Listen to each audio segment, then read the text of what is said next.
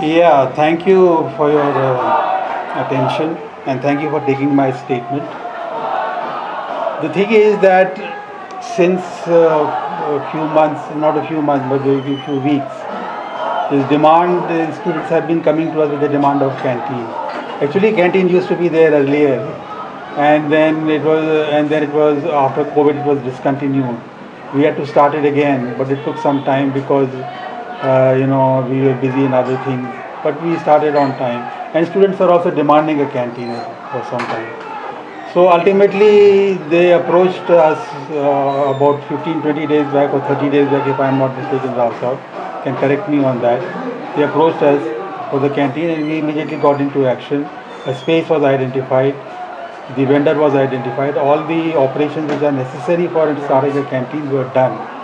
And we gave them a date. Students were constantly coming to us, they give us a date when we will start, when we will start. And looking at our arrangements, we gave them a date of 8th May as the date when we will start the canteen, because we thought everything is in place, the vendor was identified, the place was identified, everything was, all the furniture, everything was in place. Unfortunately, what happened was something which happened on the 4th, which was beyond our control of the university. The person who owned the space and was ready to rent out to us backed out for his personal reasons. He said he's not going to rent this space to us.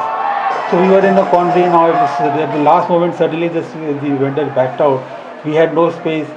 So we informed SUSA at that time that the vendor has backed out for reasons beyond our control, and therefore, it might take a little more. And we have given 8th May as the date. Registrar Sahab was here. 4th, we came to know about the vendor backing out, and 5th, 6th, were holidays because of there was Buddha Purnima, Saturday, Sunday, and we had all gone to Yuksun. So we said that we will come back and again start working on it to find out the space. Unfortunately, the student in the Susabadi said that we don't care about this. You had told us 8th as the date of giving us the canteen.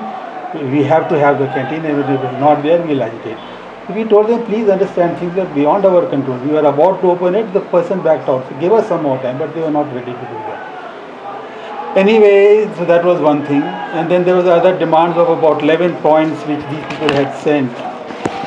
Some members had sent. Canteen is ready.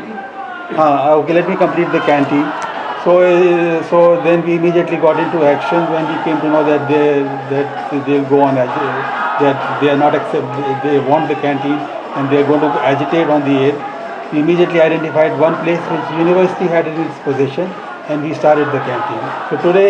So on the 8th, Registrar issued a notice again to SUSA saying that we are again looking for alternate space, and we have identified the space, we have identified vendor, everything, and by 11th of May the canteen will start.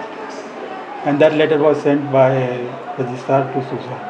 But they won't accept. They said, no, you said 8th, it has to be there on the 8th, we are not going to budge on that, and we will agitate. But in fact, when I told Rao Sahab that they are starting to agitate, let us get the canteen ready even before.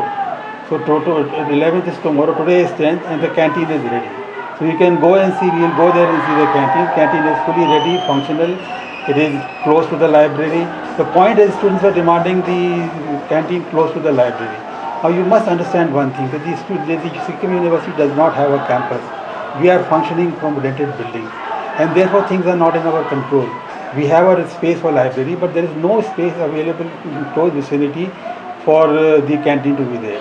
So we opened the canteen in the place where we had, which is the top of the health center, which is not very far from library. It's about 500 meters or something. It is close enough. So as far as the main demand of canteen is concerned, we have a canteen which is functional. We have invited the students, we have invited the faculty to come and have lunch with us. I am inviting all of you also. Come and have lunch with us at 1 o'clock in that canteen. It's a fully functional canteen on top of the health center. Functional. We'll go and see that. We'll go and take a look at that at 1 o'clock. So as far as the canteen is concerned, that demand has been fulfilled. Canteen was never subsidized. Let me also tell you, students have been adding demand. First they wanted a canteen. When you said canteen is there, they said they wanted a subsidized canteen. Now we cannot provide subsidized food in the canteen because it is not in their power. No university supplies subsidized food to students on in their canteen. If you do it, it will be a financial irregularity.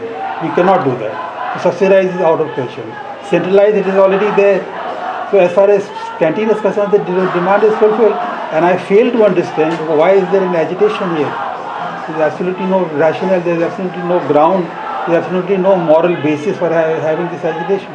Sir, the rate that we will be at which the foods will be offered is slightly subsidized because we are giving that space free of course to the vendor. So that much benefit they are transferring it to the student. Yes. So that we can. It's a subsidized, partly so subsidized. it is partly subsidized.